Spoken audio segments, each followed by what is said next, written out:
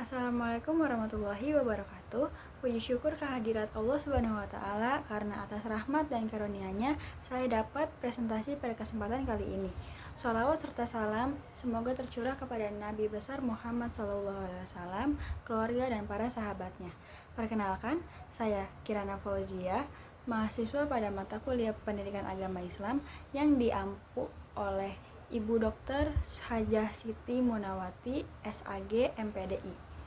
Pada kesempatan kali ini, saya akan mempresentasikan materi dengan judul Model Pembinaan Akhlak.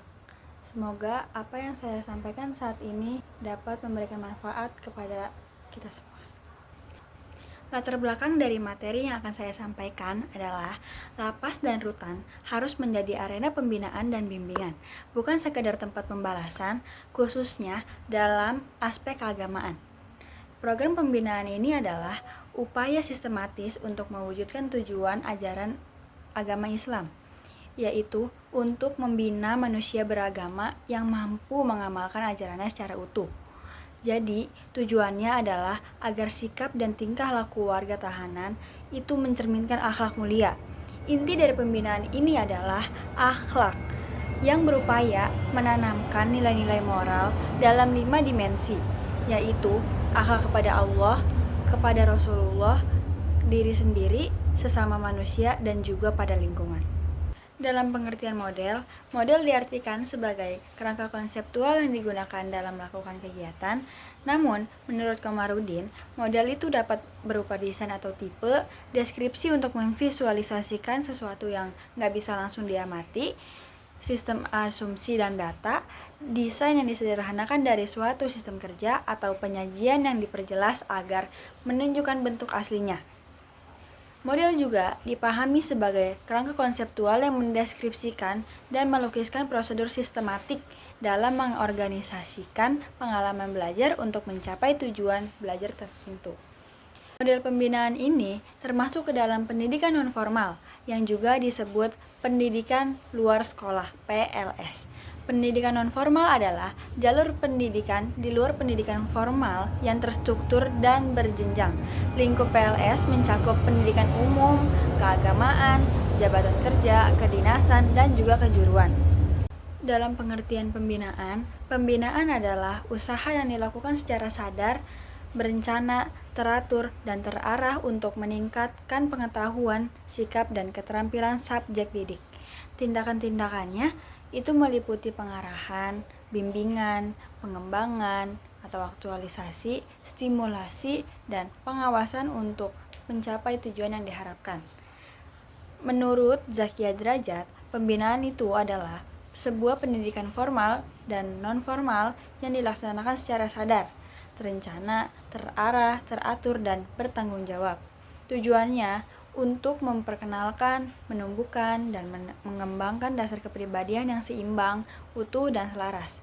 Ada juga hal yang perlu dipertimbangkan dalam pembinaan akhlak warga tahanan, yaitu meliputi motivasi subjek didik, penerapan hasil latihan ke dalam kehidupan sehari-hari, pengalaman pribadi atau penghayatan, aspek pembinaan atau perpaduan minat, kebutuhan, atau kemampuan dengan kondisi sosial, dan juga kontinuitas.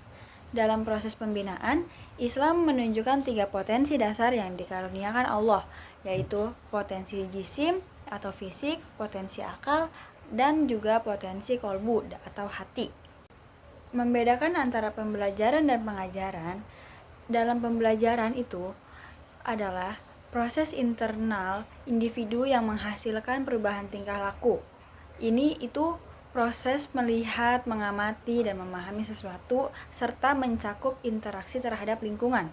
Sedangkan pengajaran itu aspek operasional dari pendidikan, mencakup perilaku mengajar yang dilakukan oleh guru atau pengajar, bertujuan untuk mengembangkan potensi manusia secara menyeluruh melalui pemberian pengetahuan atau kecakapan, dan menjadi ikhtiar penting dalam mengubah sikap dan tingkah laku. Adapun pengertian akhlak, secara etimologi, akhlak adalah bentuk jamak dari kata khulq yang berarti budi pekerti, perangai, tingkah laku, ataupun tabiat. Akhlak adalah sifat-sifat yang tertanam dalam jiwa manusia sejak lahir dan selalu ada. Dapat berupa perbuatan baik atau buruk. Akhlak itu mencakup nilai-nilai dasar, terutama yang berkaitan dengan keimanan dan keyakinan kepada Allah. Ada beberapa faktor-faktor yang mempengaruhi pembinaan akhlak, yaitu yang pertama ada dari pemerintah. Berdasarkan Undang-Undang Nomor 12 Tahun 1995 tentang Pemasyarakatan, itu wajib membina warga tahanan termasuk dalam bidang pendidikan agama. Yang kedua, pemerintah menjamin hak warga negara untuk mendapatkan pendidikan keagamaan yang sesuai dengan agamanya dan diajarkan oleh orang yang seagama dan ahlinya. Yang ketiga, pendidikan agama bertujuan mempersiapkan peserta didik menjadi anggota masyarakat yang mampu memahami dan mengamalkan nilai-nilai keagamaannya. Yang keempat, itu menurut Undang-Undang Nomor 20 Tahun 2003, pendidikan agama dimaksudkan untuk membentuk peserta didik menjadi manusia yang beriman, bertakwa kepada Tuhan Yang Maha Esa, serta berakhlak mulia. Pendekatan, metode, dan teknik pembinaan akhlak. Dalam pendekatan, titik tolak atau sudut pandang terhadap sesuatu proses pembelajaran yang sifatnya masih sangat umum. 5 bentuk pendekatan dalam pembinaan akhlak adalah penanaman nilai, perkembangan kognitif, analisis nilai, klarifikasi nilai, dan juga pembelajaran berbuat. Sedangkan dalam metode, itu adalah cara yang paling cepat dan tepat dalam melakukan sesuatu dan merupakan langkah operasional dari strategi pembelajaran. Contohnya, metode ceramah, metode tanya jawab atau diskusi atau debat, dan metode pemberian tugas atau latihan. Sedangkan dalam teknik, itu prinsip pembinaan akhlak Islam. Bersumber dari pribadi Rasulullah, mencakup learning conditioning, active interaction, applied learning method atau metode praktik, scanning and leveling, yaitu penyesuaian materi, dan discussion and feedback.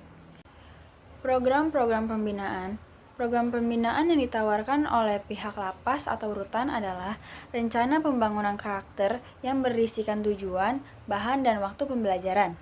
Program ini tuh harus ditinjau berdasarkan latar belakang, pendidikan, umur, dan masa tahanan dan kurikulum warga tahanan. Perubahannya harus dari negatif ke positif. Itu harus dimulai ketika warga tahanan sudah merasa tenang atau stresnya mulai teratasi. Demikian presentasi yang dapat saya sampaikan pada kesempatan kali ini. Semoga materi yang telah saya sampaikan dapat menambah pengetahuan dan memperkuat keimanan kita dalam menjalani kehidupan sehari-hari. Saya mohon maaf apabila terjadi kesalahan dalam penyampaian. Terima kasih semuanya atas perhatiannya. Wabillahi taufiq wal hidayah. Wassalamualaikum warahmatullahi wabarakatuh.